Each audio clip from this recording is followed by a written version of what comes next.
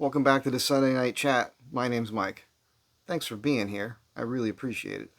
So this week, I don't think I have any notes. It's all off the cuff stuff, but it's just going to be interesting, I think. It's not my typical thing. I'm going to be talking a little bit about, a lot, I guess, about some celebrities. And I don't care about celebrities. I don't care about these people. Most of the celebrities that I grew up watching that I don't know, revere is a strong word, but enjoyed what they did for us. Most of them are dead now. Most of them are dead. So, and they were celebrities. Like I liked when celebrities were like the dudes in particular were tough guys, man. A lot of them were veterans, that sort of thing, and had a life that we didn't know every detail about, until later in life. And yeah, but today it's celebrity all the time. But I think these people today that we care less and less about them now, for the most part. I think.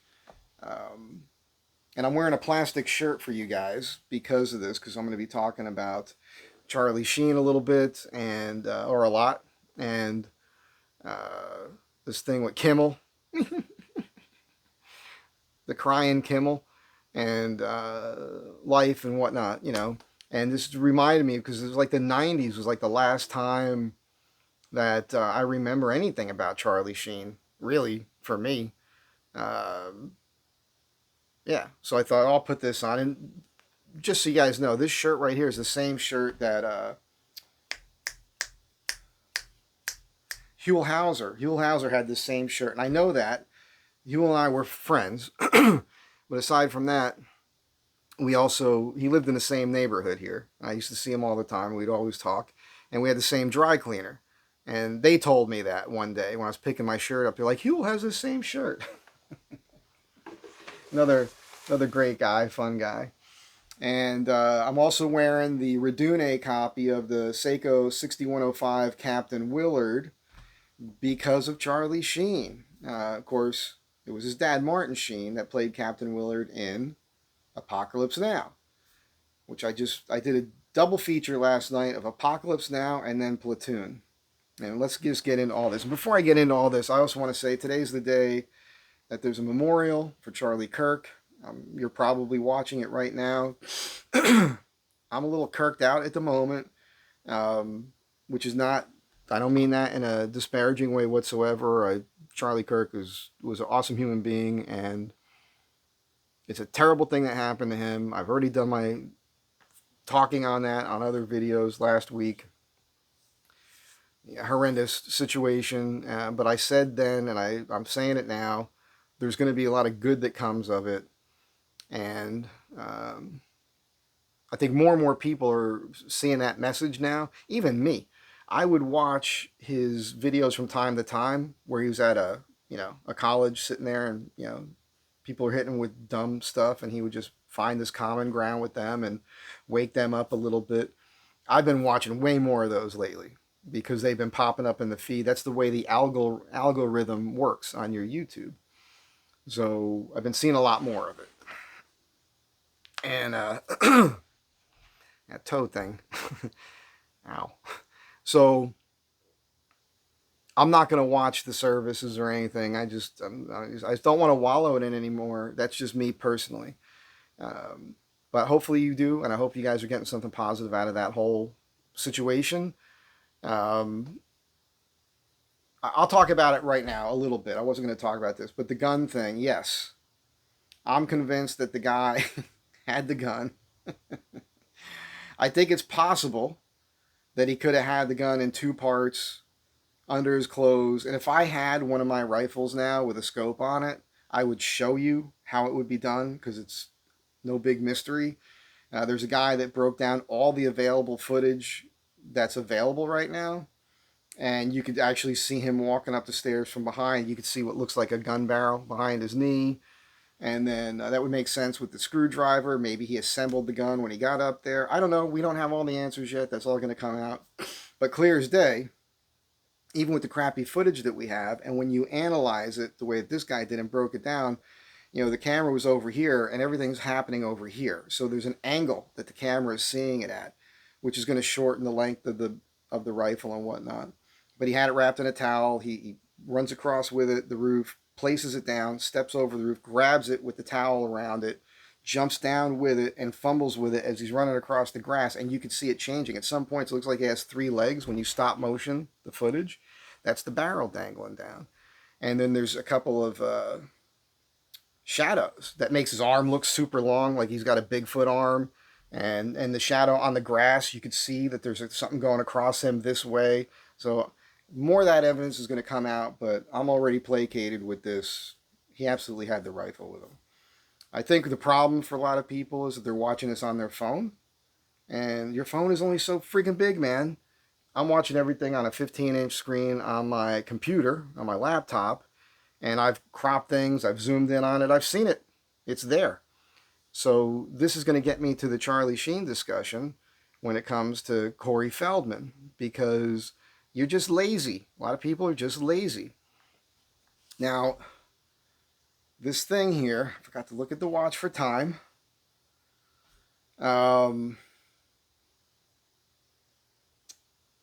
Okay. The Feldman thing is interesting. So I know nothing. I just know what was out there. And when he had said these things, I mean, it's a crazy thing to go public with and lie about. So part of me was like, okay, I could buy this. And part of the reason why I could buy it at the time was when I moved out here, I did the acting thing. I was studying in Beverly Hills at Nick Conti's Actors Lab, and I was getting some work. And I went to some parties in the hills, and I saw weird shit there. And I definitely saw little kids at some of these parties, which creeped me out. I would leave those parties early. And I don't remember all these conversations verbatim, but I do recall there being multiple conversations with famous people at different times where they're saying things that just in my mind creeped me out. It was just like, it was like they're feeling you out to see if you think along the same lines that they do. And I didn't. So that was that. And I'm not a liar. So when people come out publicly about things, I don't want to just automatically think that they're lying. I'm talking about all this now because recently Charlie Sheen's been making the rounds, right? So he's got this book that came out, okay. And I saw that I didn't watch the interview, but he did an interview with Megyn Kelly. And I thought, what the fuck is going on? Like, isn't this guy a rapist? Like, that's what was going on in my brain. Like, I don't understand what's going on there. And my things in my brain started to shift a little bit. Like, oh, maybe I should look into this a little bit. And so I knew that there was a Netflix. It's a 2-part thing. I think it's roughly about 4 hours or less of time, and it's worth watching actually. And on Charlie Sheen. And I got on Netflix the other day, and I was like, oh, maybe I'll watch this. I don't really care that much about it, though. I don't care about Charlie Sheen. I'll tell you, I never watched a single episode of any TV show Charlie Sheen did. I didn't even remember that he had been on Friends, and I wasn't. While I watched a lot of series when I was a kid, I loved Taxi, Barney Miller, All in the Family, The Jeffersons, Good Times, Sanford and Son. I actually own a lot of these, including Sanford and Son, like the whole series. But I didn't watch every single episode. And when I remember Friends, I remember thinking, what the? This doesn't make any sense whatsoever, because I've been to New York City a lot. I got friends that own flats in New York City, and they don't look like that. All the color, obviously was shot in L.A. and like that. I was like, how these people, the whole thing was silly to me. I remember in the beginning, one guy had a friggin' monkey. To me, it just didn't. I'm not watching this shit. Seinfeld, I watched. But I didn't watch every single episode, man. I can't repeat all these lines to people. If I was home and it was on, I watched it. you know, if I had nothing else to do. But usually I was too busy fucking. That's usually what's going on my whole life. I was too busy fucking. There's too much going on, man. I had a date or something was going on. So I'm not a sitcom guy like that, especially once you got into the 90s. Matter of fact, excuse me, in the 90s, I didn't even have a television. I remember I had a little black and white TV for a while, but I didn't have cable or anything. It wasn't until like the 2000s or something I got a television. One of those big box 26-inch was right here. I built a piece of furniture for it hanging on this wall here. Then I moved it over there where there used to be a Murphy bed in that closet. And, but still, not a big sitcom guy. So I never watched a single episode of, and now I know the names of the shows. I remember Two and a Half Men, but I never watched an episode. The one before that, Spin City, never watched an episode of it. So for me, Charlie Sheen was a movie actor. And okay, that was it. Apologies. So the point is I'm not that interested in this Netflix documentary, right? Don't care. I remember Charlie Sheen being in the news, you know, when he overdosed that one time when Martin Sheen was on television about that at the hospital. I remember that. I remember the Tiger Blood incident stuff. I remember Brie Olson because I had seen her around that time a couple times out at the what do they call it, the Fairfax Trading Post, or Melrose Trading Post they call it, the Fairfax High School on Sundays. I used to go there every Sunday, and I saw her there a couple times with this unattractive woman with her who was meanly looking at everybody who looked at Brie. And Brie Olson was a good looking chick, you know. I felt bad for her because then the HIV thing came out, and you know, and I remember that.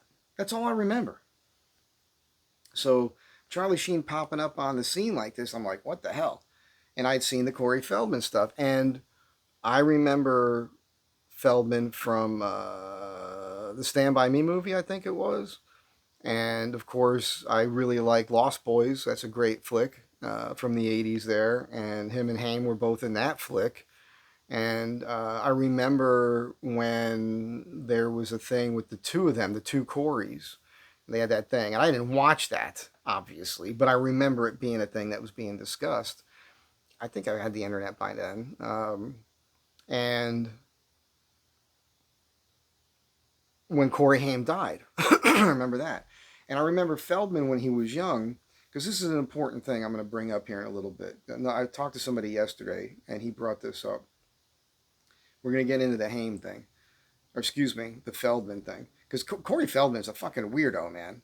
And he has very weird way that he speaks and his mannerisms and everything. And I remember him when he was a kid because he loved Michael Jackson. You know, he was a kid. He had the glove on and everything. He was dressing like Michael Jackson, hanging out with Michael Jackson. And there was something about him later in life that I couldn't understand. Again, I'm not thinking about it that much, but there was always something off-putting about him. And he never seems like he's genuine. He seems like he's always acting, you know, in my mind. A guy who studied that stuff. So I'm getting to it. I'm trying to lay it out for you, what's going on in my brain before what happened over the last few days. So Friday, I'm home. I'm sitting here like I always do on my day bed here, horizontal, because my body hurts. And I'm on Facebook and this thing for the Gutfeld show. The Gutfeld is the one show I watch every night if I can. I DVR it so I can cut through the commercials. And I think it's one of the best shows on television. And so they have a thing where the audience, on Fridays, they have this thing, they start to show off differently, where he introduces the people first, and then he goes into a bunch of jokes that, you know, leftovers, they call it, where the jokes that they didn't use all week. And it's apparently his first time reading them, and it's funny. Then he does his monologue, then he gets into the show. And so they did something I'd never seen before, which was a smart thing that they did, where they showed the guests coming out, and Charlie Sheen was going to be on the show. I knew he was going to be on the show on Friday, so I was like, oh, I love this show. Charlie Sheen's going to be on. I saw that he was on Kelly, Megyn Kelly. I think he did something with Jesse Waters, which I also didn't watch. I don't watch Jesse Waters. I don't watch any other show on Fox or any other show anywhere. Gutfeld's the only show I watch on television. I have cable because I watch Gutfeld. That's kind of stupid. I'm paying all this money for cable, and that's the only thing I use it for is to watch Gutfeld. It's the only time the TV's on is because I DVR'd it. Turner Classic Movies, Netflix obviously, but I don't need cable for that, I don't think. Anyhow, I need the internet for that. But the point is, he was going to be on, and I thought, okay. I had this thing in my brain where I think, because of what was said about him, that he might have molested Corey Haim. I'm like, why? So it was bothering me. But at the same time, people that I've watched over the last 15 years or more that I think are pretty honest people, even though they're on television and they're on Fox News and whatever, I don't see them as liars. I see them as pretty righteous people. I might not like their personalities 100%. Who do you like 100% other than me? Let's be honest. There's not too many of us likable people out there, right? So, but I'm like, if they have him on, there must be something to this that's positive, right? I'm going to get up for a second, turn my fan on. It's getting warm in here. Okay. I'm so pro. So I said to myself, if I'm going to watch Gutfeld tonight, I better watch the documentary. So that's what I did. I watched the documentary and I was like, okay, wow, all right, interesting. Pretty cool. I thought that was a pretty cool thing. It was, I mean, the guy's had a hell of a life, man. I thought the cool thing when he was young with the 8mm films that he was making movies with his brothers and Sean Penn, and all these guys. A lot of these guys knew each other all in Malibu growing up together. I'm friends with Chris Conrad, Robert Conrad's son, and he grew up in that area too. So he has great stories about being up in Malibu. And he's a good guy. And funny stories he's told me.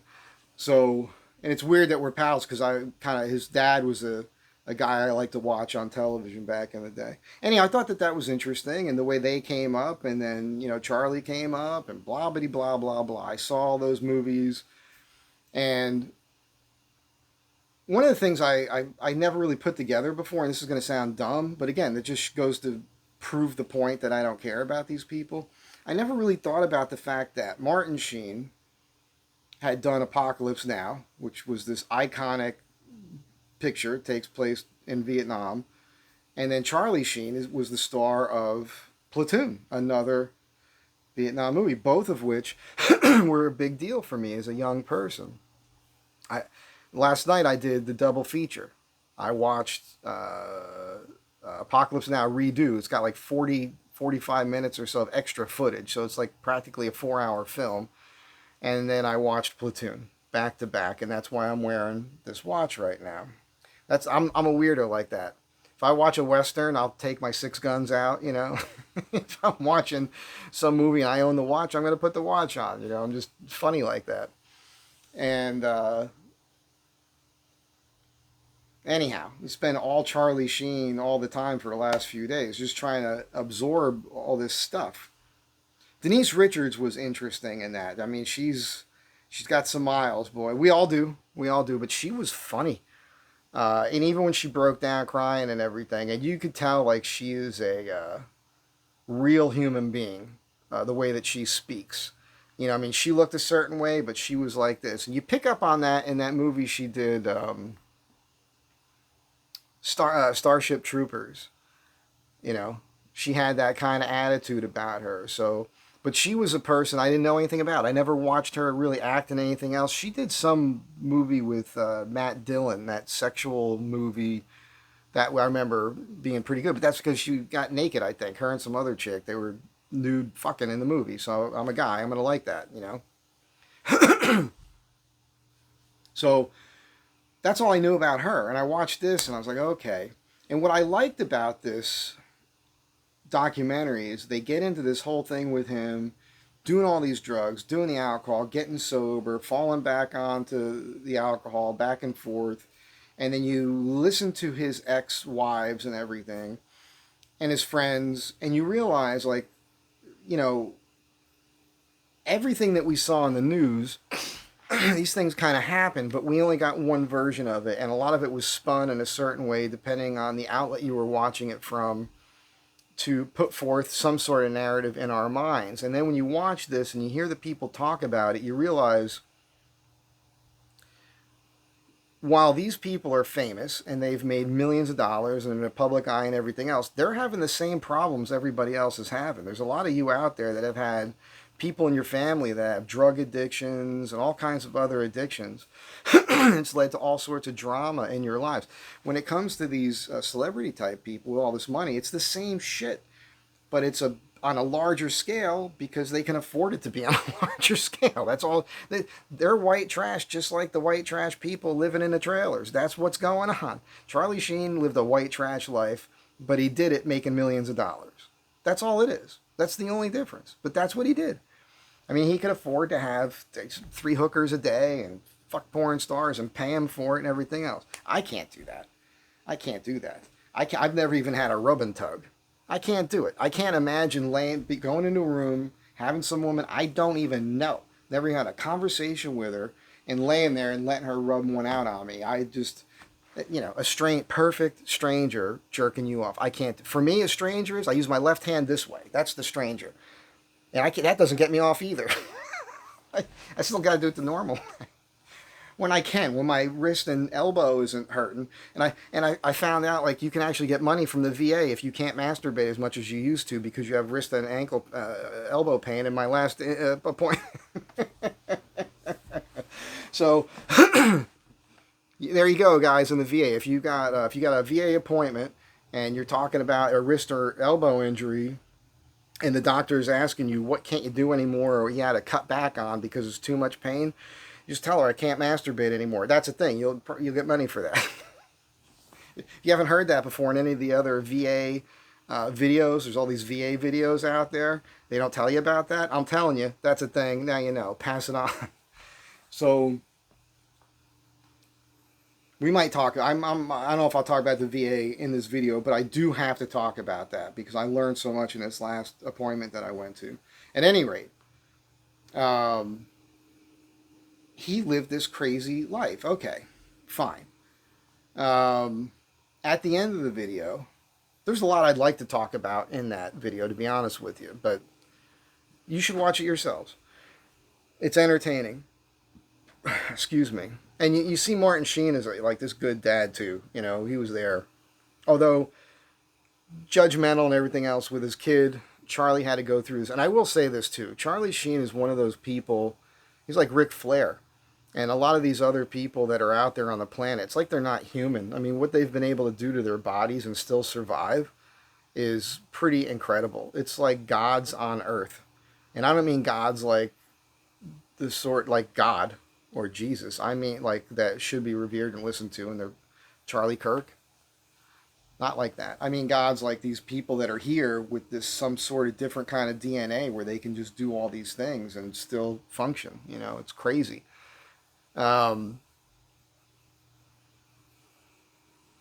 So I watched that.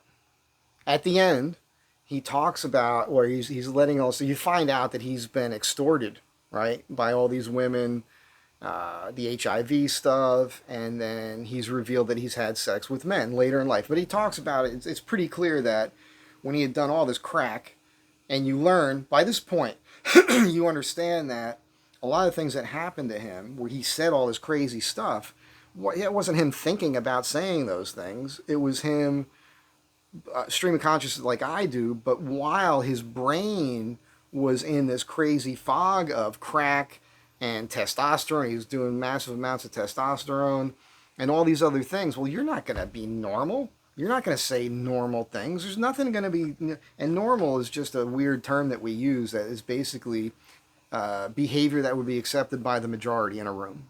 That's what normal is. No such thing as normal, really. But you understand what I'm saying.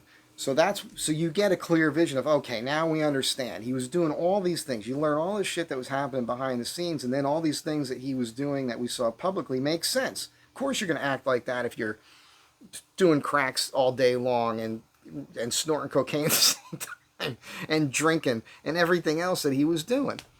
I'm not making any excuses. I'm just saying that makes sense. Okay. And then you find out later, the way he puts it is like he had all these things on the menu, and he flipped the menu over where he was talking about basically he had sex with some men, but while he was on crack, he doesn't make it sound like he's gay, like, you know what I mean? And I know you're going to say, well, if you have sex with a guy, you're gay. First of all, I have to say this before I get into this whole conversation, because there's this one jackass that shows up in my comments from time to time, and for some reason he thinks I'm gay, or I don't think he really thinks that. I think he just thinks he's going to get a rise out of me by doing it. He says it on Sarah's videos in the comments if he talks about me.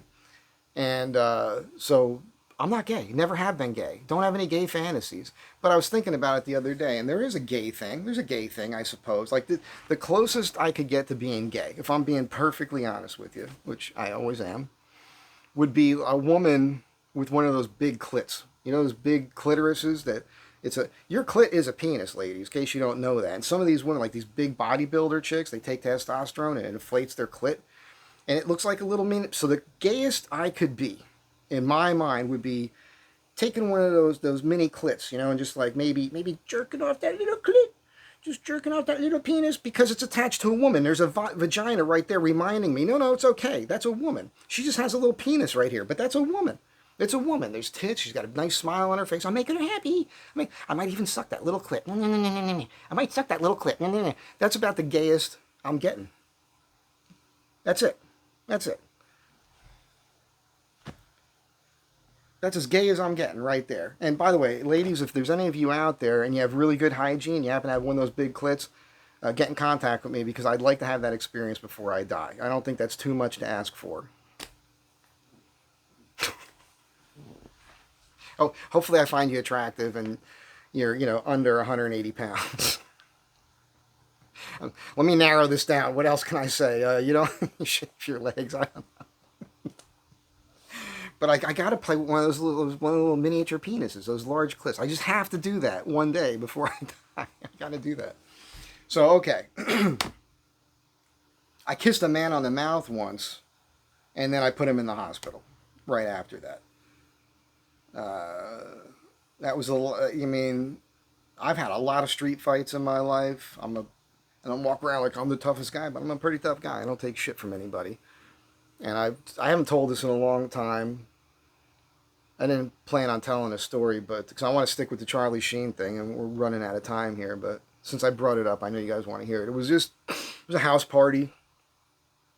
It was in Pasadena. It was for a producer. I was working on her house, Jean Van Tile, good-looking older lady. We did a play called Spaghetti and Apple Pie, and I designed and built the sets for it. And if you look that up in the Hollywood Reporter and everything, you'll see my name in that article for designing and building the sets. And I might have just built the set on that one. But I had some say with the design.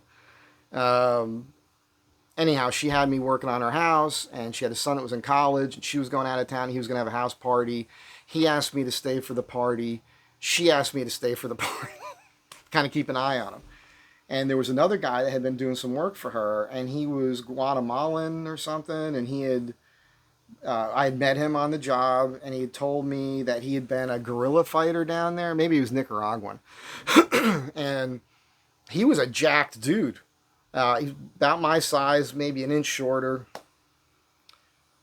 So he stayed for the party too. But I wasn't friends with this guy. I didn't know him very well. And unfortunately, he had that Indian gene, that native type of gene where he got alcohol in him and he lost his mind. And I don't think he was conscious of what he was doing. And there was a bunch of football players there, college football players and everything else. And it's so funny to think I felt old at the time. But I felt like an old guy because these people were in college. So probably 19, 20-year-olds to 22 max, and I was probably like 27 or something, and I felt like an old guy at the time. And I separated myself from them so I could sober up. I went back in the back bedroom just to kind of relax. Next thing I know, I hear all this commotion. There's this fight that broke out in the hallway, and I hear some girl screaming for me. So I must have met her earlier. And so I go out in the hallway, and this guy, whoever, I don't remember his name, but this Hispanic dude I was talking about, he's got this big football player in a chokehold. He's trying to choke him out. And there's a group around, there's a couple guys on the ground, so I just go in there and push everybody away, and I get my arm between this guy's arm and this other guy's neck. You know, I break that, and I kind of get him in this kind of half Nelson, and I hook his other arm, and I take him down the hallway, and there was this room that we had been working on, and I put my foot to his ass, and I kick him in the room, and I close the door behind us, because I don't want it to be some big dramatic thing with everybody else, and he attacks me. And I just kind of block, step into him, and I remember I stepped behind him with one leg, and I threw him down the ground and whacked his friggin' head into the ground, and held him there. I was like, dude, you got to calm down. So he seemed to calm down, and I let him up again. Now he starts doing like martial arts, like Taekwondo katas. You know, he's like, he's doing all this shit. And I'm looking at him, and he attacks me again. Same thing. Bam. I take him down. Like, you got to calm down, dude. So, let him up. Same thing. Attacks me a third time. So, I'm trying to get the order right here. No. The second time, I hold him down, and I'm face to face with this guy. And I'm like, dude, you got to calm down. And he looks at me and he says, kiss me. I swear to God, man. I already whacked his head on the ground. He's out of his mind. He was just beat up a couple of football players, almost tried to kill the other guy. And I'm trying to calm him down. So I don't know what to do. I'm like, that has never happened to me before. And I gave him a little peck. Right, I went like that, thinking, like, is that going to calm this guy down? Is that what he needs to calm down? And I let him up, and he attacks me for the third time. And this time, when he swung at me, I did just like they show us in the Marines, but instead of, like, punching him in the temple, because I didn't want to kill the guy, I moved very quickly. I just stepped to the side as his right arm flew at me, and I just went like this, right over his arm, and locked his arm up in his armpit. Now I'm effectively behind him. And I crouched really low, and with my left arm, as hard as I could, between his legs, bam, right up into his balls. Bam! And now I pick him up. And there's this door jamb going into this, there was like a walk-in closet before a bathroom. There was no door there. It was just a big opening with a door jamb. And I pick him up, and I go, bam, bam, bam, into this door jamb, three, 4 times. And then I take him, and then I spin. This is like wrestling shit. I spin, and I throw him down onto the ground. As I throw him on the ground, I release his arm at the same time, and I get my hand on his upper chest and make sure I really throw him hard into the ground. And I just grabbed his head, and I beat his head into the ground. Sorry to be so violent, until he passed out. We had to take him to the hospital. But I broke 3 of his ribs and split his head open. So that's about as gay as I ever got. Was pecking a guy on the mouth, and I put him in the hospital for it. Now you know how straight I am. Wow. Sorry, I didn't want that to go there, but that's a real thing that happened. At any rate, get back to the Charlie Sheen thing. So, he had sex with men, fine. Now, last night I watched the other movies, fine. Today I was thinking about doing this video with you guys, and I thought to myself, you know, this thing still bothers me. Let me see if I can find out what the real story is with the whole molestation of Corey Haim and Corey Feldman.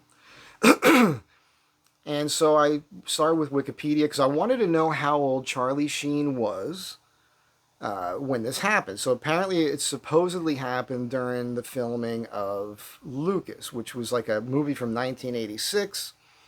I looked it up. I did the math. Charlie Sheen was like 20, 21 years old. So first of all, very hard for me to believe that a 20, 21-year-old Charlie Sheen, who is breaking into the movie business and getting a bunch of girls and everything else, is going to have sex with some 14-year-old kid, my boy. That was hard for me to get. That's more the sort of thing that like older guys do with younger boys. You understand what I'm saying? Like, it just didn't register. Like, okay, this isn't seeming right.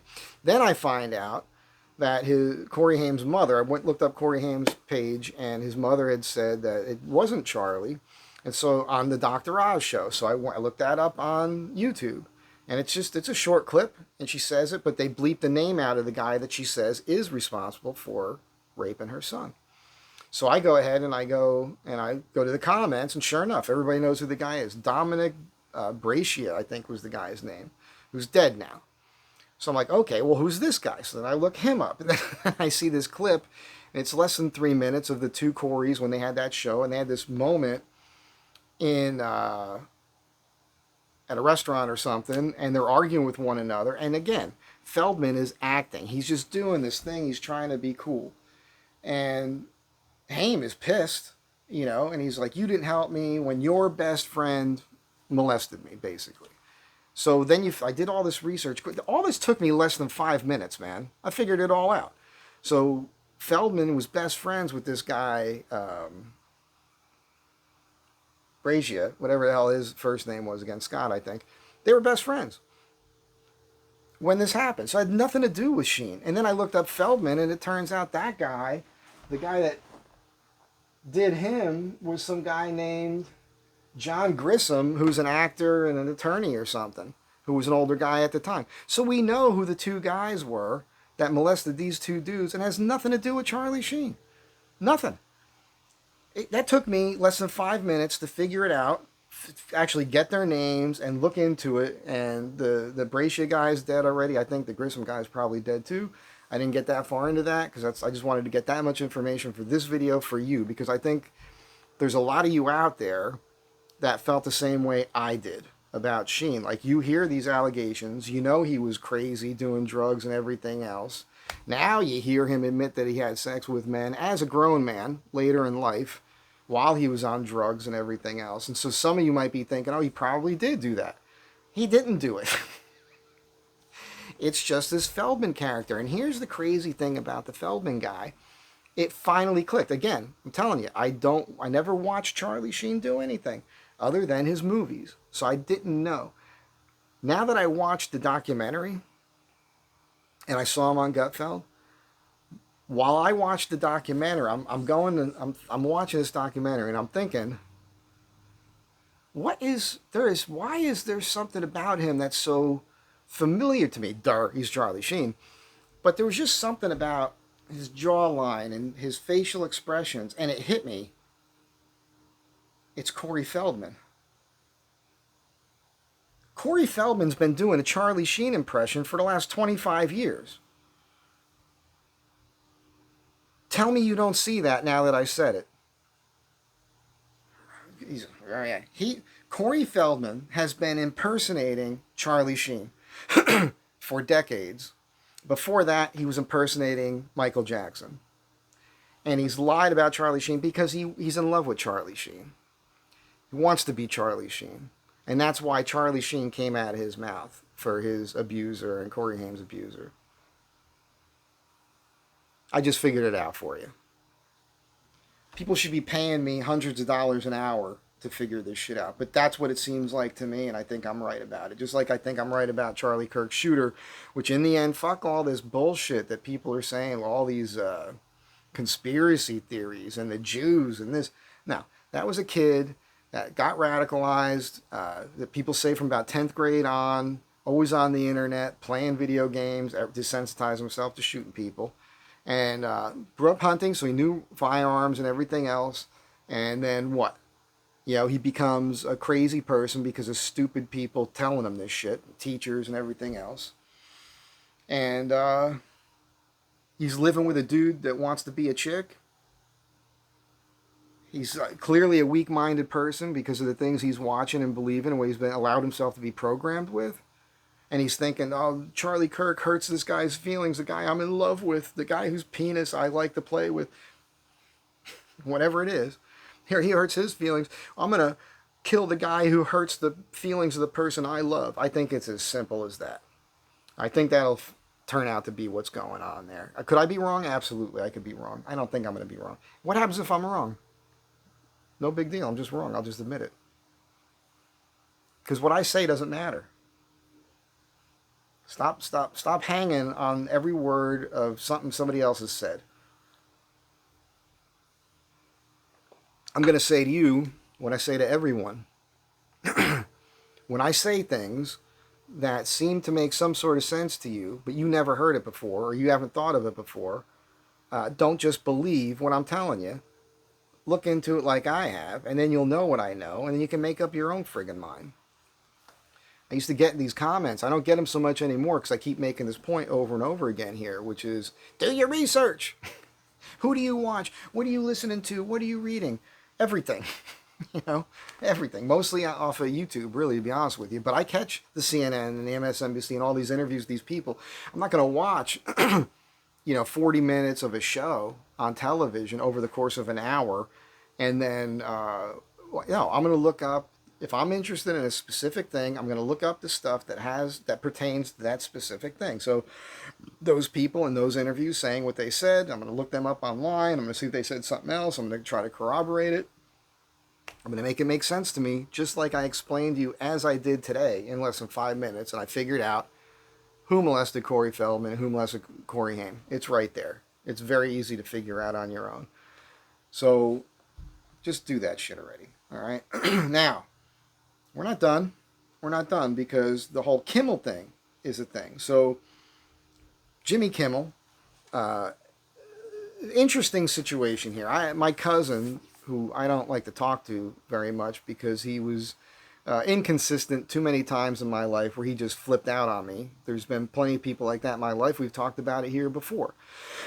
So I kind of cut him off. Recently he was reaching out to me, sending me old pictures and everything else. And I'm just nervous about accepting it and being close with him again because I don't trust it. If he's watching this, dude, sorry, but you know what's going on. In your mind, you're going to spin it. I'm the bad guy. He would accuse me of spinning things to try to make things seem a certain way, like I was the bad guy. I would never even think to do that. But somebody who does those things is the person who accuses other people of doing them. That's why they think that way. Don Lemon pulled this shit off recently. I've been watching stuff. Don Lemon, what a fucking wacko. You watch the interview with Piers Morgan. Watch that whole episode because he has other people on first. Then he has Don Lemon on. So watch that whole episode. What a fucking crazy bastard. At any rate, Kimmel. I bring up my cousin because I went out of town in the 90s. And my cousin stayed at my pad while I was gone. And he had a friend who was working on The Man Show, which is a show I'd never seen before. Why? Because I don't watch this shit. I don't watch normal stuff. I don't watch the stuff that everybody else is watching. Normally, when I find out about something that everybody else is doing, I don't do it on purpose. Because I don't want to be part of that crowd. It's talking about the school thing the other day. I did the video on the one-room schoolhouse. I was the kid in class, man. Everybody else is doing a thing. I pull away. I want to do my own thing. I just always avoided groupthink. Groupthink turns me off, man. So that's just me. At any rate, I'd never heard of The Man Show. I came back from my trip. He wasn't here, but he left me a Man Show t-shirt, and I wish I still had it. I gave it to somebody because I never heard of the show before. But then I watched it. And watched it just in time to see Kimmel do his Karl Malone thing where he's in blackface, literally. He's a black guy playing Karl Malone, doing the whole thing that he did there. And that was a fun, funny show that was very crass. And, if you haven't seen The Man Show, look that up.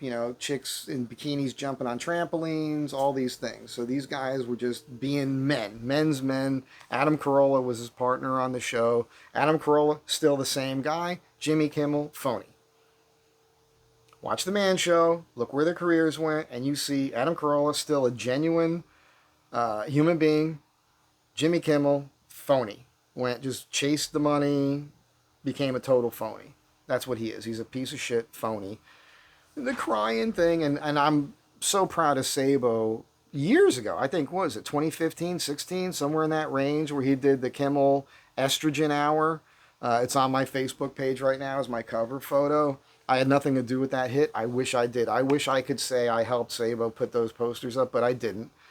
But I would have. I didn't even know he was doing that hit. Had I known, I would have asked if I could help at the time. So we all know that Jimmy Kimmel's been a piece of shit for a long time. And now, all these stupid politicians. This is free speech. It's an attack on free speech. No, no, no, no, no, no, no. Now the stories have all come out. Of course, if you've been paying attention, you know this anyhow. The ratings for late night television in the shitter, man, for a long time. I guess it's Disney that owns the station now or whatever. I don't even know, man, how this shit works. I don't care that much. But the bottom line is they were paying him millions of dollars while his ratings kept going down and down and down. And that's the reason he was fired. You know, that's really the reason. His remarks about Charlie Kirk, where he was, and you know what's great about this is that what he said about Charlie Kirk being a right winger and that right wingers are trying to pretend that he's not a right winger is exactly what Kimmel's been doing this whole time. What am I talking about? Kimmel has been parroting what CNN tells you, what MSNBC tells you, what NPR tells you. He's been, so if you're home all day listening to NPR, you're hearing this thing, you watch late night television. Oh, he's saying the same thing. You think it's true. That's why people are walking around believing a bunch of bullshit that's not true, because you're being lied to if you watch the news, and then you turn on late night and those same assholes, or excuse me, those assholes are telling you the same message that they're being told to tell you. You think Jimmy Kimmel comes up with that shit? There's a bunch of writers there and everything else. It's the same messaging. The same people own these people, and a lot of them are blackmailed.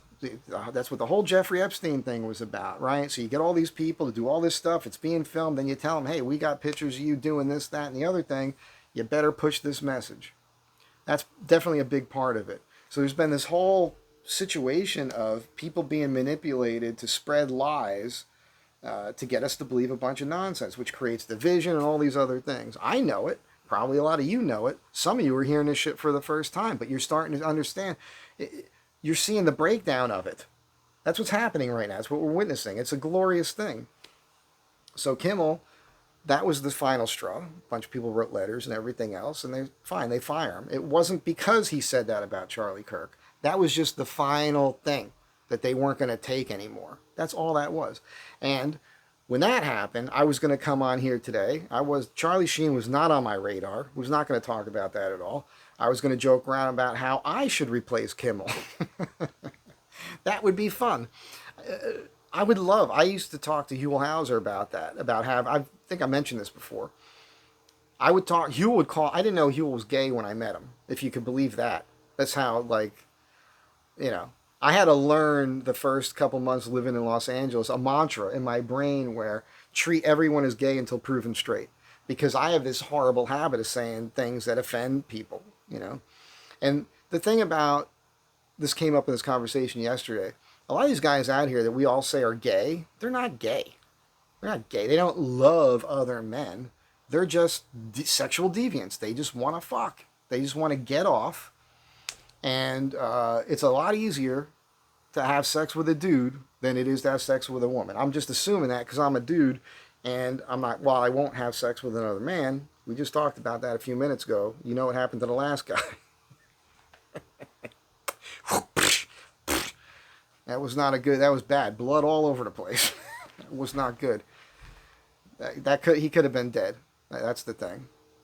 Anyhow, I don't like thinking about that. That was not a good scene. I just saw that in my brain again, and that was not good. That was not a good night. At any rate,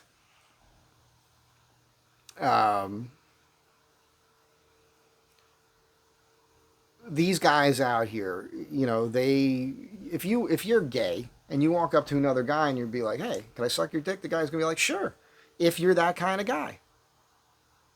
That's what they're doing. So it's just getting off. That's all that is. It's sex. It's separate. I know what you're saying. If you suck another man's dick, you're gay. Absolutely. But if you let another man suck your dick, are you gay? You know what I'm saying? I don't know. I've never had that done to me. I'm not going to do it. I am not experiment. I am not Charlie Sheen. I am not smoking crack or doing all kinds of drugs and everything else. I've told you guys this before. There's a guy who's actually helping me on something right now, and I've done projects for him in the past. And for years, he would hit on me, and it's a weird thing. When I when I talk to a new person who wants to hire me for a job, I talk to them about the job, but I talk to them about personal stuff because I'm trying to pick up hints so I know who I'm dealing with. If I hear the guy say he's got a girlfriend or he's married, he's got kids and that sort of thing, I'm like, okay, phew, like now I can go on to the next step with this person.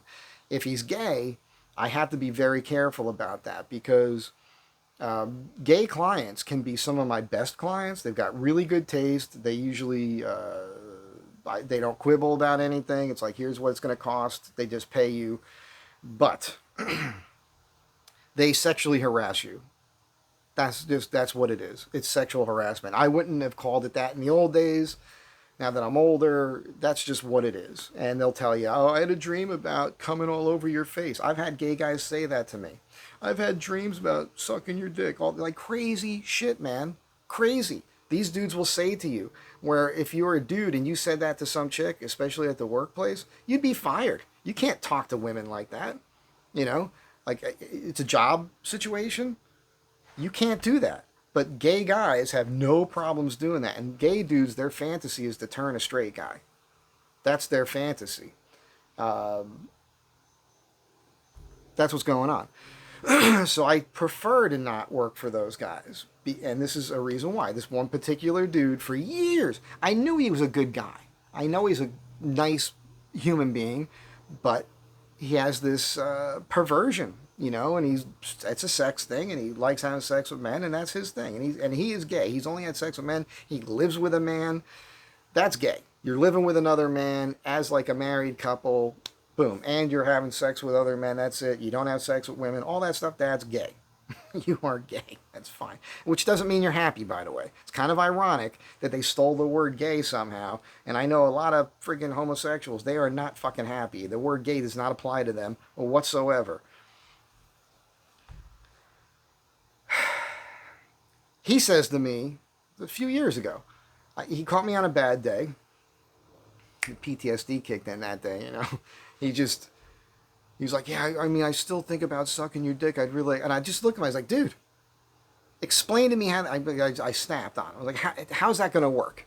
How is that going to work? Because you can't suck a soft dick, dude. There's nothing about you that's going to make my dick hard. Period. And he got angry, and then he thought about it, and then he felt bad. And to this day, he still apologizes for the way he treated me for the 17 years I've known him. He's a great guy. He's a good person, actually. He helps a lot of people out. He's helped a lot of people out in his life. But when it comes to that, that's just how that was. And that's how it is with these people. And that's how it is with the dudes. There are some dudes that they can't, the only thing they want to do is get off. So they could still get a hard on if some dude's going to go down on them. That ain't happening with me. If I'm watching a TV show or something and I see two guys kissing, I can actually feel my penis get smaller. My testicles crawl up into my body a little bit. Like my loins become like, there's two men kissing. Like I got a little weird feeling in a pit of my stomach, like I want to vomit. I can't. That's an uncontrolled. That's not me. Like, oh, I don't want to watch guys kissing. No. I have a physical reaction to it that I can't control. I just find it disgusting, personally. Now, I'm not judging those guys for it. That's my feelings towards that when I'm exposed to it. Don't care what they're doing. Do have at it, dude. I don't care. Could care less. Stop telling me about it. Stop trying to make me accept your lifestyle, your choices, or how you are. Tell me how normal it is. You know what? It's normal for you. It's not normal for me because I'm not that. But that's the funny thing about these people, a lot of them. they can't let you be that. They want you to have to accept everything that they do and say and how they're living. They do that to you. Like, no, well, this is my thing. You have to accept. No, I don't. Why can't you accept me being physically have a? You understand what I'm saying? Why you can't accept me for not accepting it, but I have to accept you for being it. How about we just accept everybody for what they want to do as long as they're not pushing it on everybody else or taking advantage of young people and that sort of thing. So, back to this Kimmel Charlie Sheen thing. I'm watching Gutfeld, and son of a bitch, the Kimmel thing comes up, and Charlie Sheen makes a quick quip, comedic comment, which was funny, and it was basically like, hey, I should have that job. Meaning, not me. Although, it would be fun to be a sidekick with Charlie Sheen if he was doing The Tonight Show. I could be the Ed McMahon. That would actually be the perfect job for me. I didn't even think about that. That would be the perfect gig, because he could be kissing somebody else's ass, and I'd be like, yeah, I don't give a shit. What have you done lately to help anybody else? I'd be the worst guy. But here's the thing. Mark my words, because I think it could happen. You might see Charlie Sheen, the host of the new Tonight Show. And Gutfeld was like, that is good. Then he went, oh no, but then you'd be my competition.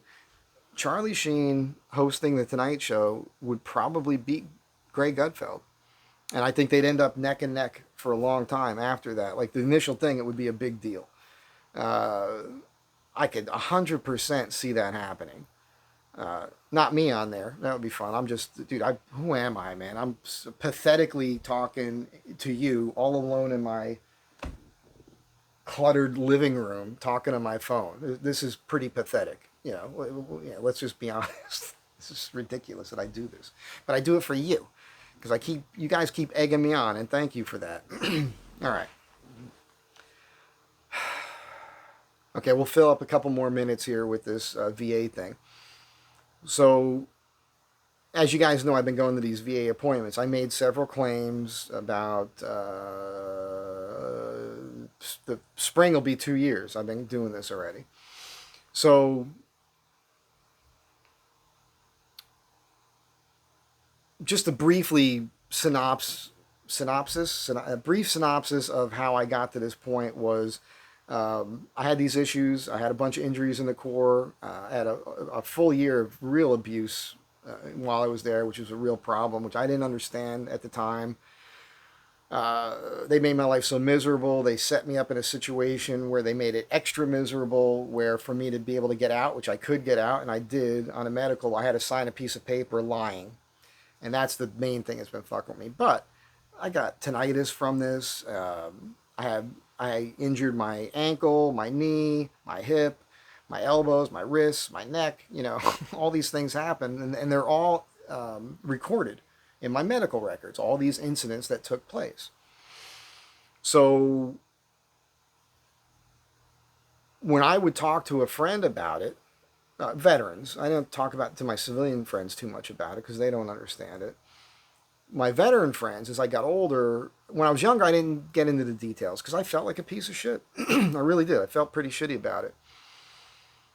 And it affected all my relationships because of that lie, because I don't lie. And then the other thing was that it also programmed me in a way where one of my buddies did a buddy note, buddy letter for the PTSD thing, where he said something there that I was unaware of. I knew that when he made corporal, he started treating me like shit, and it turns out that the command told him that. The command at Seal Beach told all NCOs to treat junior Marines like shit, but they singled me out, and he wrote it right in there. And the reason was because I stood up for myself. He said he was too mouthy. He stood up for himself because they were fucking with me all the time. They would come out on post. I would challenge them with a fucking shotgun and do everything exactly what I'm supposed to do. Then they try to get me to do push-ups or something. I'm like, fuck you. I'm holding a shotgun on you. I'm not doing shit, And then, but other things were done. But what it did in my brain was, when I got out of the service, I still take no shit from nobody, man. And to the point, though, where I would snap and get in people's faces on jobs, and then I couldn't be there anymore. And you just can't be like that. You know, I don't work well with others because of that thing. So when I would tell veterans my story and I would give them a couple of examples of what happened, they all said the same thing. But I thought they were fucking with me. And they'd say, it sounds like PTSD to me. And I just didn't believe it. And then about 10, 15 years ago, other veterans I knew, older guys, older than me, were telling me you should go to the VA. And I was like, well, I can't. And they're like, oh, yes, you can. You served. I was like, yeah, I didn't do the 4 years. They said, that doesn't matter. I didn't believe them. But when I got out, they told me, which was a lie. I signed this paper saying I had a pre-existing condition, which wasn't true. But she also said to me, this is a warrant officer, and she said that I can't get any medical benefits if I get out this way. So I just believed that all that time, which was another reason why I felt like a piece of shit all these years. So I just didn't know. And so, whatever it's been, a year and 8 months or whatever ago, I went, spring 2 years ago, I was in the desert with my friend Corinne, and I was having my discharge papers with me. It's your DD-214. Because if you're a veteran, you get into parks for free. And this time I tried to use it, and the guy says, we don't take it anymore. You need a veteran's driver's license. So I went to this VA downtown to get that. And I talked to that guy, and he had been in the Marines. And I tell him some of it. He goes, sounds like PTSD to me. I'm like, what?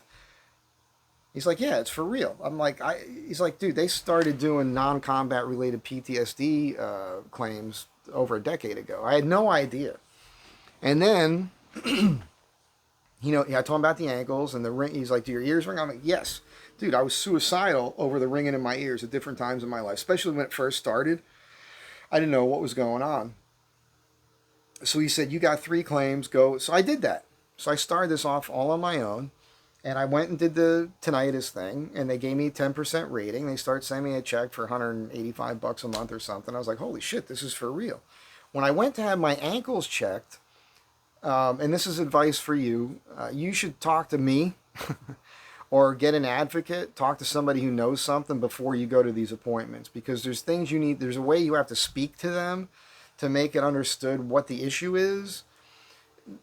Having the issue doesn't mean you can't do anything anymore. You're not necessarily an invalid, but you have to be honest about, here's the pain I've had since then. Here's what I can and can't do. Here's what I don't do as much anymore because of that. Well, I went in there, and this guy happened to be, I'm going to out him in a whole separate video on this because he just fucked me over. Mike Tyson's older brother, who had been a corpsman for 12 years in the Navy and then got out, became a brain surgeon. Now he's an old guy, and he donates his time for the VA. I walk in, he's looking at his computer, reading my records, and the first words out of his mouth are, as I walk in, he looks up at me, he goes, they railroaded you. I could see it right here in your records. I'm like, great. So, and he's like, yeah, you got hurt here, you got hurt here, you have a clear record of you getting hurt, you don't have to worry about anything, I'm going to write this up for you. Then we ended up talking about him and his family and his kids spending too much money and all this shit. He never once looked at my feet. Didn't ask me to take my shoes off, didn't check the range of motion in my ankles or anything.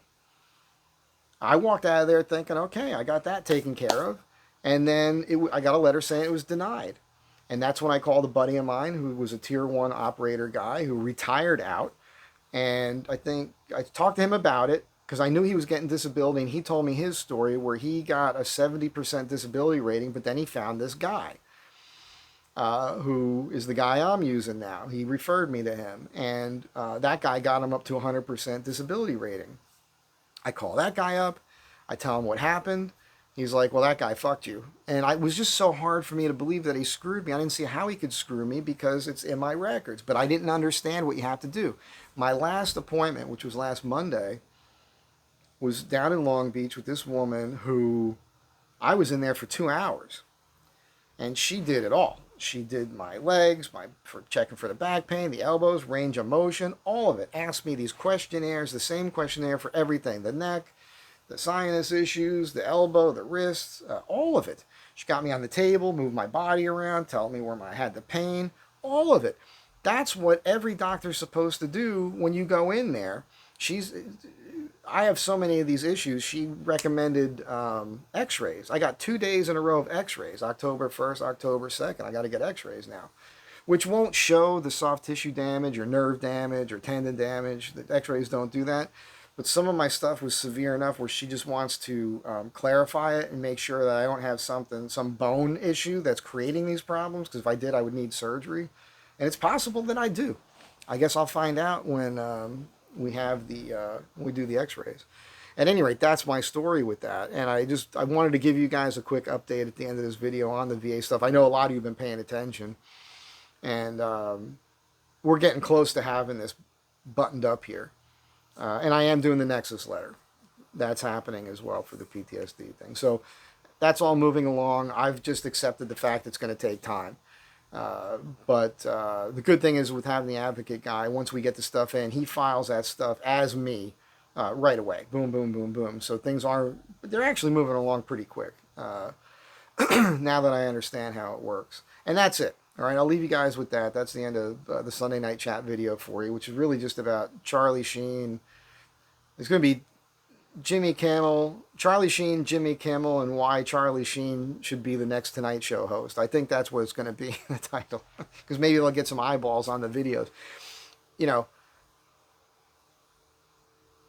I was talking to this guy on the phone yesterday, Fred. Hey, Fred, what's up? Great guy, nice guy. I'm going to be doing a project for him I'm starting a new project this week for Greg, and I spent like $350, $380 on 2 blades.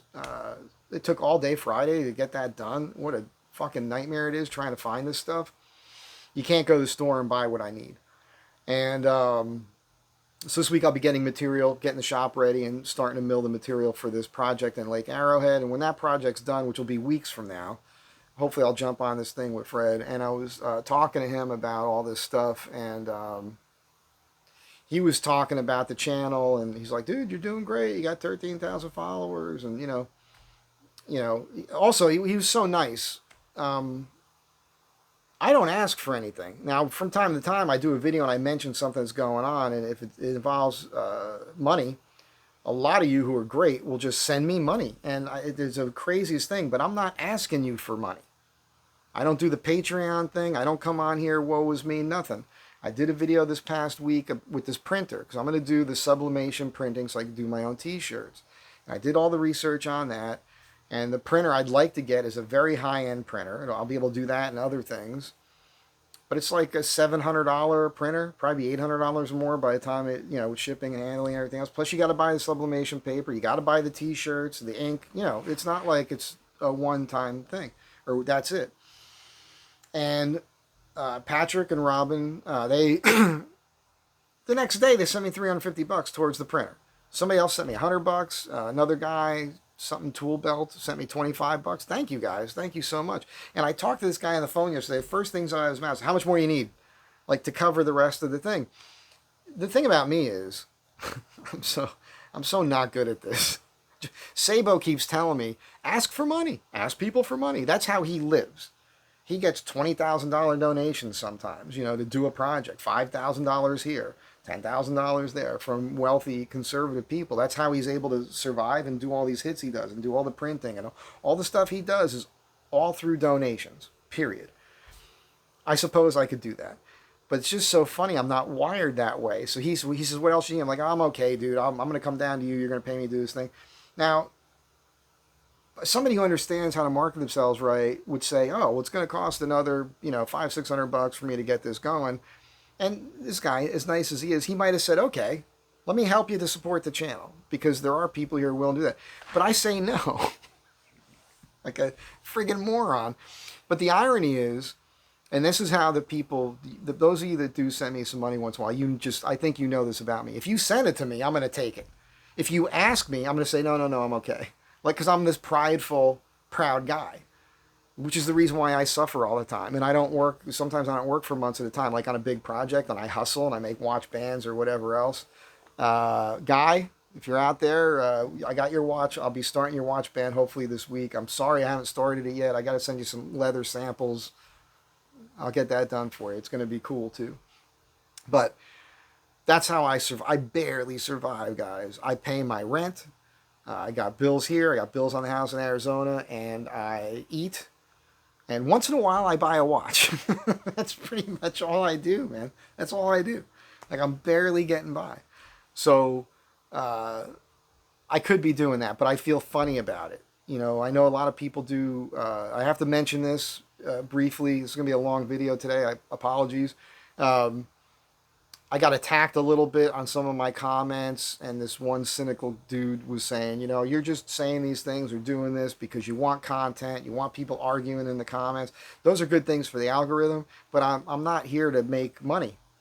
I know that sounds weird to people. I'm taking the money. I'm happy to make some money, not from the donations so much, but just the way YouTube works, right? And if I do something with Sarah, it bumps the numbers. Like for a couple of weeks there, I was over $600 for the month. It won't be that this month because it dropped back down, you know. But on average, it's $400 to $900. Just depends. But it's been lower, you know, in the $400 range, $450 range per month off of YouTube for the last several months. I got a bump right now. It was a little bit of a bump, so it'll probably be over $500 this month when it comes in, which is great. But that's what I depend on. And but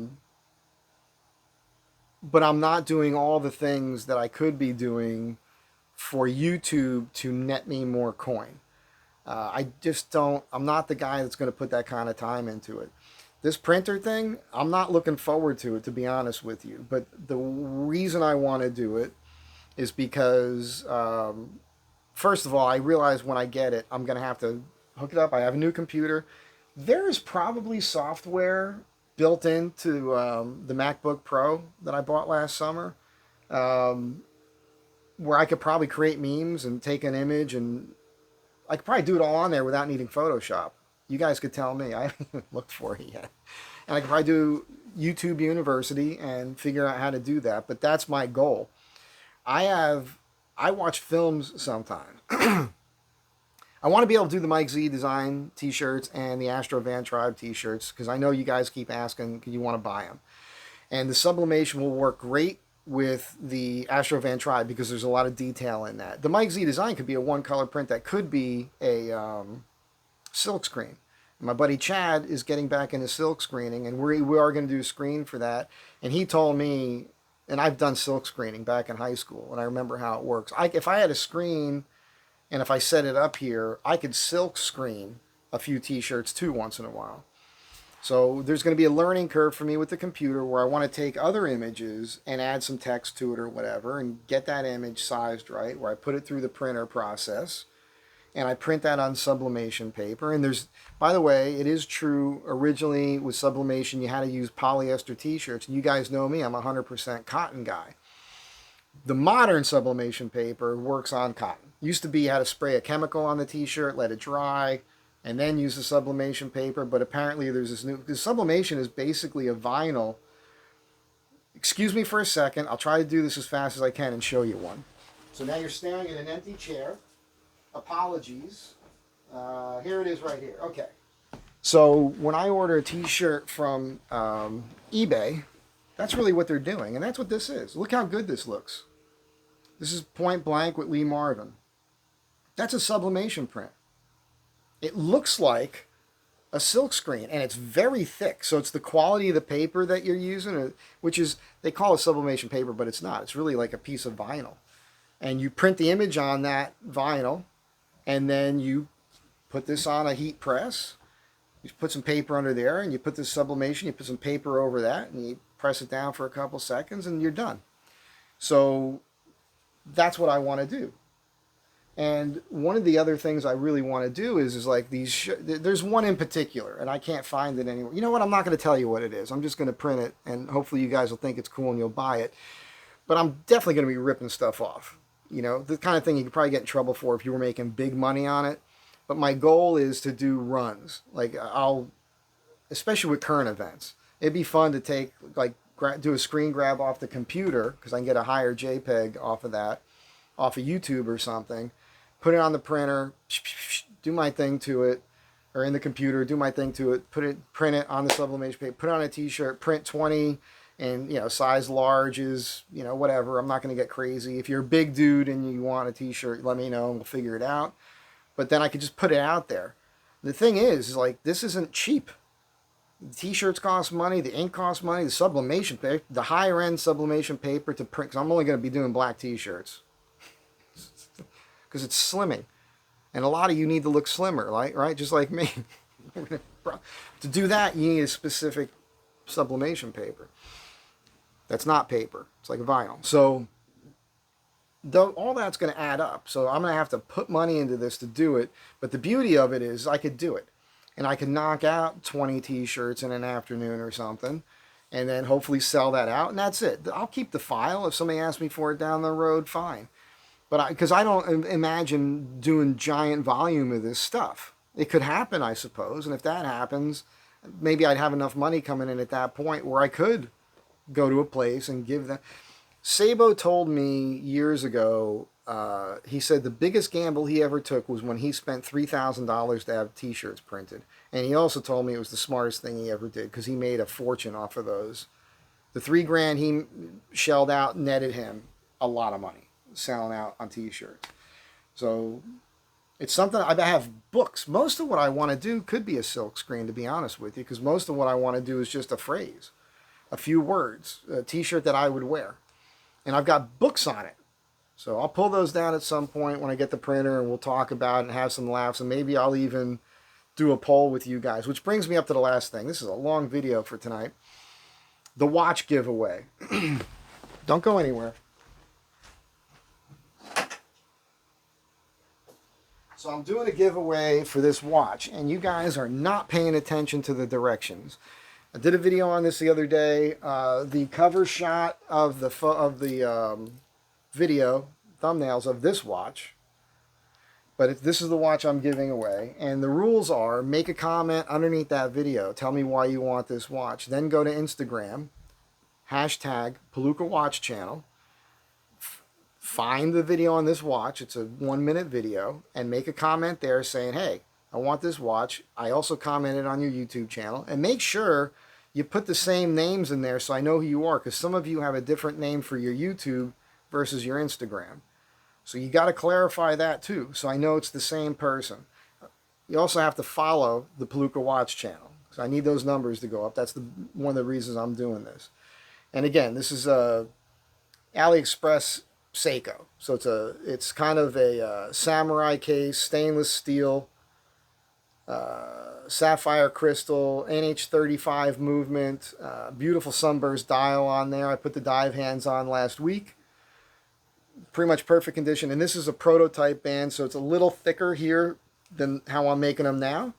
But it's bison hide. It's lined with bison hide. On the bands that I'm selling for money, a more refined one like this one here, these are $300 for these bands. So you're getting this band for free with the watch. And they say it's a 200-meter diver.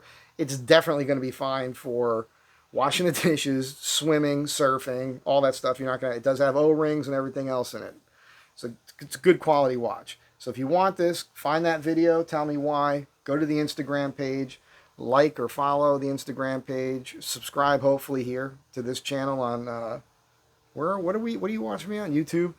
And make sure you let me know who you are underneath both of those videos, both on Instagram and on YouTube. And on the 25th, I'm picking a winner. All right?